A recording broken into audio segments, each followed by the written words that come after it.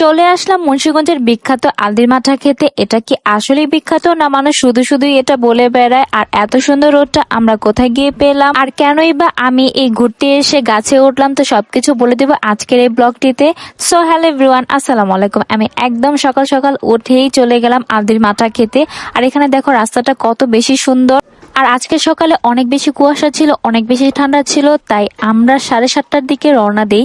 আর সেখানে যেতে যেতে আমাদের প্রায় আধা ঘন্টা লেগে যায়। আর আমি একদম হালকা রেডি হয়ে সবার সাথে বেরিয়ে পড়লাম। আর যাওয়ার পথে দেখলাম অনেক মানুষ এসেছে ঢাকা এবং নারায়ণগঞ্জ থেকে বাইকে করে। অ্যান্ড ফাইনালি আমরা চলে আসলাম আলদি বাজারে। আর তোমরা যারা নারায়ণগঞ্জ বা ঢাকা থেকে আসতে চাও তারা মুক্তারপুর ব্রিজ হয়ে আলদি বাজার বললেই অটো বা মিশুক দিয়ে চলে আসতে পারবা। আর এখানে এত বেশি ভিড় ছিল যা বলার বাহিরে।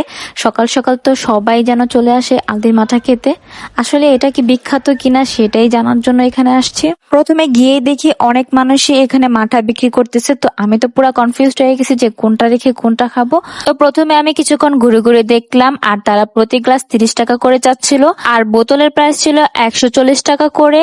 আর আমি অনেকেই দেখছি এখান থেকে খেয়েও যাচ্ছে, আবার বোতলে করে বাসায়ও নিয়ে যাচ্ছে। আর তোমরা দেখো এই মাথাগুলো দেখতে কতটা সুন্দর, উপরে মনে হচ্ছে যে একদম মাখনে ভরা। আর আরেকটু সামনে গিয়ে দেখি একটা দোকানে প্রচন্ড ভিড়, প্রচন্ড রাশ দেখে আমি সেখান থেকে নেওয়ার চেষ্টা করলাম। আর এখানে এসে দেখি যে চোখের পলকেই সব মাথা শেষ হয়ে যাচ্ছে। আর আমার চোখের সামনেতেই মাথাগুলা বানানো হচ্ছে, আর দেখে মনে হচ্ছে যে চোখের শান্তি। আর অবশেষে এখান থেকে আমি নিতে পেরেছি, মনে হচ্ছিল যে নেওয়াই সম্ভব হবে না। আর আমার কাছে এটা বানানোর প্রসেসিংটা খুবই ভালো লেগেছে। এভাবে গুটিয়ে গুটিয়ে দেখি এক সময় উপরে মাখন টাইপ করে ভেসে ওঠে। যাই হোক, অনেকক্ষণ যুদ্ধ করে এক বোতল অবশেষে পেয়ে গেলাম। আর এই বোতলের প্রাইস রেখেছিল আমার কাছে 140 টাকা। নাও আমার হাতে মুন্সিগঞ্জের বিখ্যাত সে আলদির মাঠা। তো এটা খাওয়ার জন্য আমি সেই নারায়ণগঞ্জ থেকে চলে আসছি।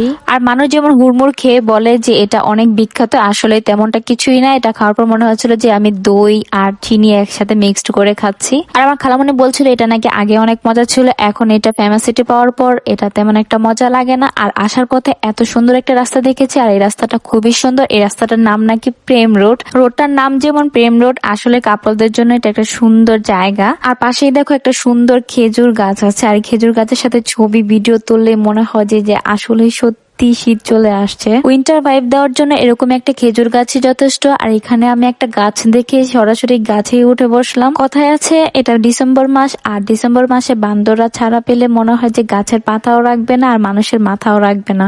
সো আমার অবস্থাটা ঠিক এরকমই হয়ে গিয়েছিল। আর আমার নামতে এতটা বেশি ভয় লাগছিল, তারপরে একটু পর নেমে গেলাম। কিছুক্ষণ পরেই দেখলাম রোদ উঠে গেছে। আর আমার কাছে তো এই মিষ্টি রোদটা খুবই ভালো লাগছে। তো এই ছিল আমার আজকের ব্লগটি।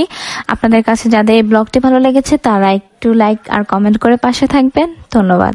দেখা হবে আবার নতুন আরো একটি ব্লগ নিয়ে।